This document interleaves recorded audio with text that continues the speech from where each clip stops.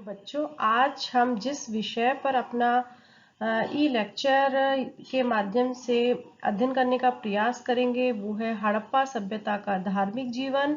साथ में ही हड़प्पा सभ्यता के पतन के क्या कारण रहे, यह आज के ई लेक्चर का मुख्य बिंदु रहेंगे जिस पर हम चर्चा करेंगे। सबसे पहले बात कर लेते हैं हड़प्पा सभ्यता के धार्मिक जीवन के विषय में। धार्मिक जो क्षेत्र है या धार्मिक जो जीवन है उसके विषय में जो जिस तरह से हमें खुदाई से जो हमें जिस तरह के अवशेष प्राप्त हुए हैं उनके आधार पर ही हम सिंधु निवासियों के धार्मिक जीवन का विश्लेषण करने का प्रयास हमारे द्वारा किया जाएगा। यद्यपि अभी तक हम सिंधु लिपि को नहीं पढ़ पाए हैं, इसलिए हमारे पास साक्ष्यों की कमी है, लेकिन जो भी हमें खुदाई से अवशेष मिले हैं उसके आधार पर पता चलता है कि सिंधु प्रदेश के निवासी या हड़प्पा सभ्यता के लोग मातु देवी की उपासना करते थे, पशुपति शिव की पूजा किया करते थे। साथ में ही वृक्षों की जो पूजा है, अग्नि पूजा है, जल की पवित्रता को मानकर जल की जो पूजा किया करते थे और योग और साधना की जो परंपरा का वहां विकास हुआ था, ये सभी उनके धार्मिक जीवन की रूपरेखा हमारे सामने प्रस्तुत करते हैं।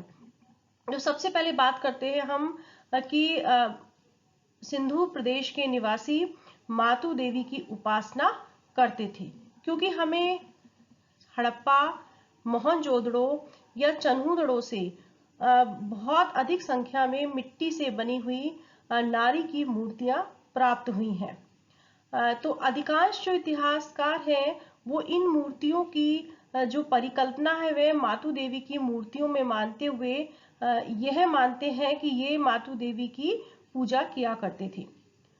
कुछ मूर्तियों पर धुएं के भी निशान मिले हैं, जिससे यह प्रतीत होता है कि मूर्ति की उपासना करने के लिए दीप या धूप जलाई जाती होगी।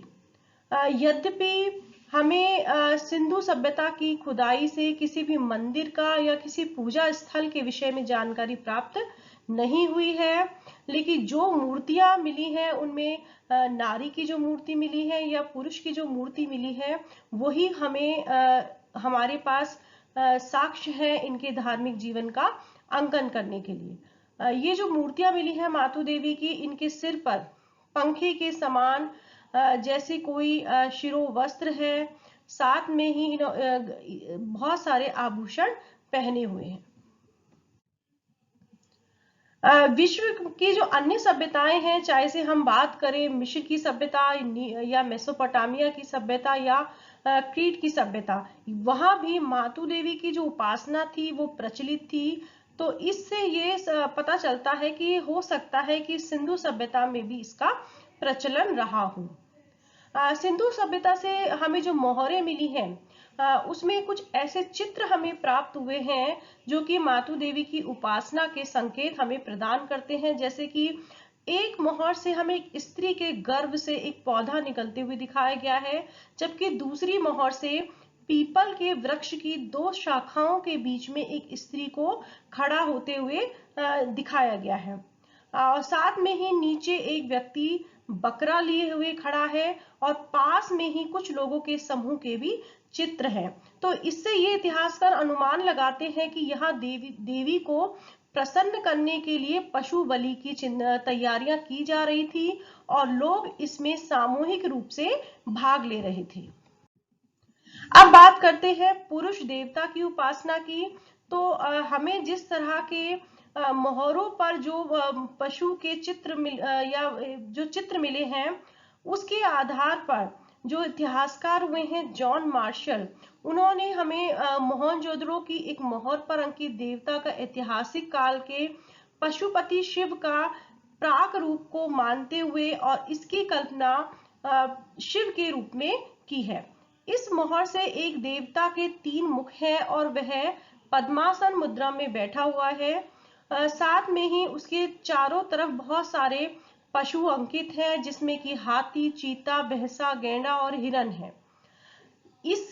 जब इस मोहर पर अंकित इस चित्र को देखते हैं तो इतिहासकारों का मानना है कि ये जो चित्र है यह पशुपति जो शिव है उनकी परिकल्पना के काफी समीप प्रतीत होते हैं, जैसे कि शिव को त्रिमुख रूप माना जाता है, उनको उनका पशुपति रूप भी माना जाता है और उनको योगेश्वर भी कहा जाता है। तो इस आधार पर इतिहासकार कहते हैं कि सिंधु सभ्यता या हड़प्पा सभ्यता के निवासी पशुपति देवता के रूप में शिव की उपासना किया करते थे। पशुपति शिव के अलावा ये वृक्षों की पूजा भी किया करते थे, साथ में ही नाग पूजा और कुबड़ वाले बैल की पूजा भी सिंधु सभ्यता के लोगों के द्वारा की जाती थी।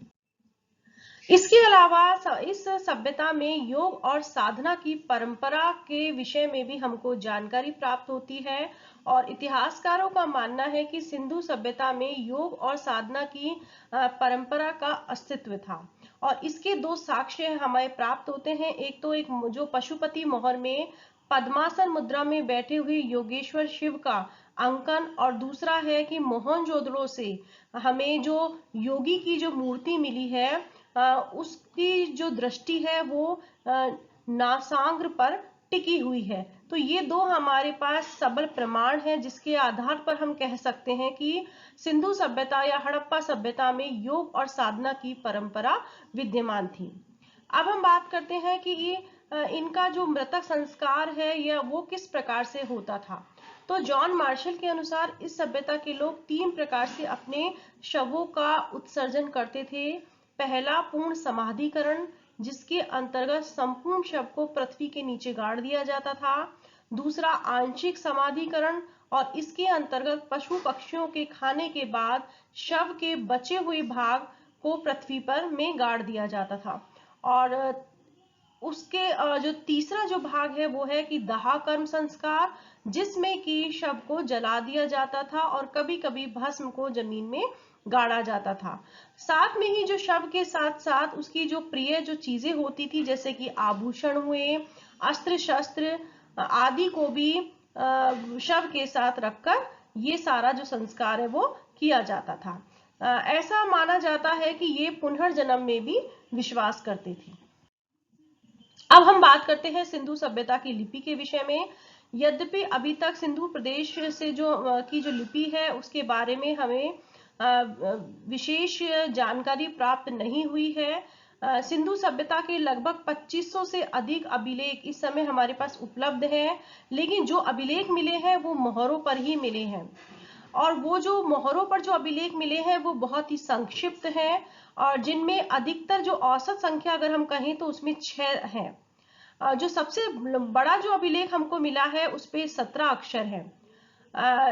इसलिए हमें अभी तक सिंधु लिपि को पढ़ने में सफलता प्राप्त नहीं हुई है। धौलावीरा से हमको एक अभिलेख मिला है जिसमें कि सबसे ज्यादा 10 बड़े विशाल अक्षर हमें प्राप्त हुए हैं और ये आकार की दृष्टि से इसको इतिहासकार एक अपवाद ही मान रहे हैं।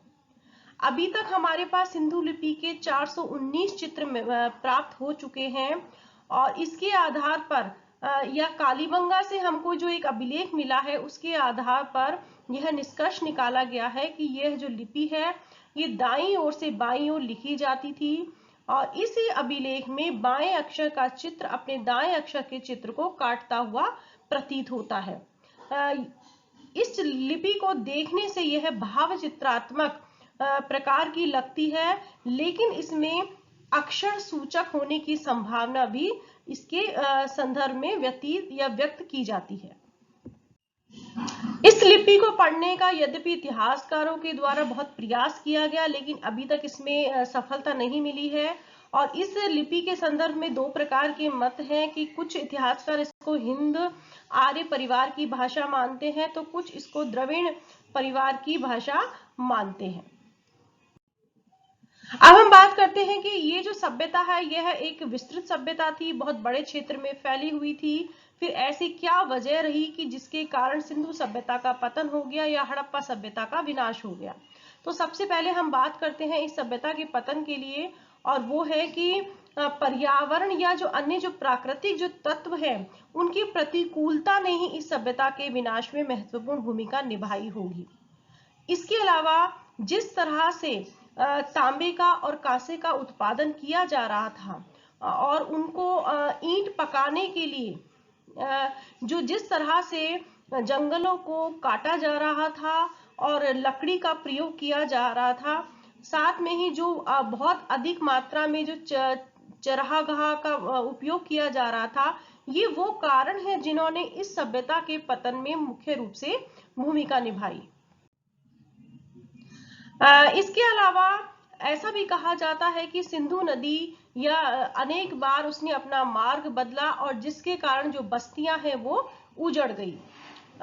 इसके अलावा भूकंप या किसी अन्य भूतात्विक परिवर्तनों के कारण भी नदियों का जो प्रवाह मार्ग है वो बदल गया, जिसके कारण यह जो क्षेत्र है वो शुष्क हो गया और इसलिए जनमानस का जो रुझान है वो इस क्षेत्र में नहीं रहा। जबकि ये भी कहा जाता है कि हड़प्पा नगर के विनाश के लिए जो रावी नदी है उसने अपना मार्ग बदल लिया था। रावी जो कि हड़प्पा के बिल्कुल समीप थी वो उससे दूर हट गई और ये कुछ ऐसे कारण रहे जिन्होंने इस सभ्यता के पतन में भूमिका निभाई। नदियों में बाढ़ का आना भी यह सभ्यता के पतन का कारण रहा और इस संदर्भ में जॉन मार्शल का मत है कि मोहनजोदड़ो की जो विभिन्न सतहों से बालू के रूप में जो बाढ़ के हमें प्रमाण मिले हैं, इसी प्रकार से मैके महोदय भी ये कहते हैं कि चन्हुदड़ो के अंतिम चरण में भयंकर बाढ़ के हमको प्रमाण मिलते हैं। तो बाढ़ भी इस सभ्यता के पतन का कारण रही होगी। अंतिम जो कारण माना जाता है इस सभ्यता के पतन का वो विदेशी आक्रमण को माना जाता है और इसके प्रमाण स्वरूप ये कहा जाता है कि मोहनजोदड़ो की अंतिम अवस्था में असुरक्षा और हिंसा के कुछ चित्र हमको देखने को या चिन्ह हमको देखने को मिलते हैं। इस एक स्थान से हमको कई खोपड़ियों को एक साथ डाले जाने का हमें उल्लेख मिलता है और नए किस्म की कुल्हाड़ियां भी देखने को मिलती हैं। तो ये जो नए किस्म की जो कुल्हाड़ियां हैं ये हमें इस बात को की ओर संकेत देती हैं कि विदेशी आक्रमण या कोई दूसरी जाति ने यहाँ पर आक्रमण करके और यहाँ के मूल निवासियों को परास्त करके अपनी सभ्यता का विस्तार किया। इसके अलावा हमें हड़प्पा की परवर्ती अवस्था में एक कब्रिस्तान से नए किस्म के मिट्टी के बर्तन मिले हैं जो नए लोगों के आगमन के बारे में हमें बताते हैं। ऐसा भी मानते हैं कुछ विद्वान कि आर्यों ने सिंधु प्रदेश की बस्तियों को उजाड़ दिया था और ये लोग क्योंकि हमें ऐसे बहुत सारे नरकंकाल प्राप्त हुए हैं जो कि किसी अन्य जाति के द्वारा जिनको पर आक्रमण किया गया था और उनको मारा गया था। तो कहने का तात्पर्य है कि ऐसा प्रतीत होता है कि ये भी एक कारण हो सकता है कि कोई विदेशी जाति यहाँ आई हो, संभवतः वो आर्य हो जिन्होंने यहाँ के मूल निवासियों के साथ उनका संघर्ष हुआ हो और जिसके कारण इस सभ्यता का पतन हुआ हो।